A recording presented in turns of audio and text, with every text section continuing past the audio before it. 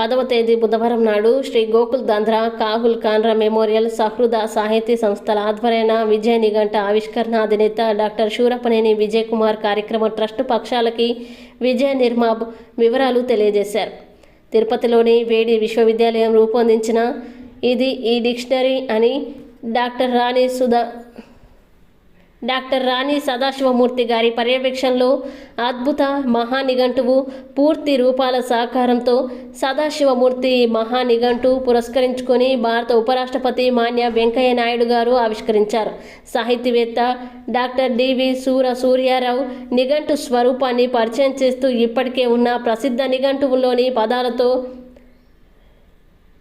ఇందులో రేరా విభిన్న విభాగాల్ని మాండలిక పదాలు ఇండి దేరుతాయని 50,000కు పైగా విజ్ఞాన శాస్త్రాల్లోని పారిభాషిక పదాలు ఇందులో ఉంటాయని చెప్పారు. ఈ సభలో వి సూర్యారావు ప్రసంగిస్తారని మన ఆచార్యులు వేదుల సుబ్రహ్మణ్య శాస్త్రి, బేతవోలు రామబ్రహ్మం, కోలవెన్ను మలయవాసిని, డాక్టర్ డివి భాషా సంస్కృతి పట్ల అపారమైన ప్రేమ, డాక్టర్ విజయ్ కుమార్ ఇంతటి బృహత్ కార్యక్రమ అభినందనీయులని, విశాఖకి వారు గర్వకారణమని సహృదయ సాహితీ అధ్యక్షులు శేఖరమంత్రి కార్యక్రమం తలపెట్టినందుకు ఎంతో అభినందిస్తున్నామని శేఖరమంత్రి ప్రభాకర్ అన్నారు.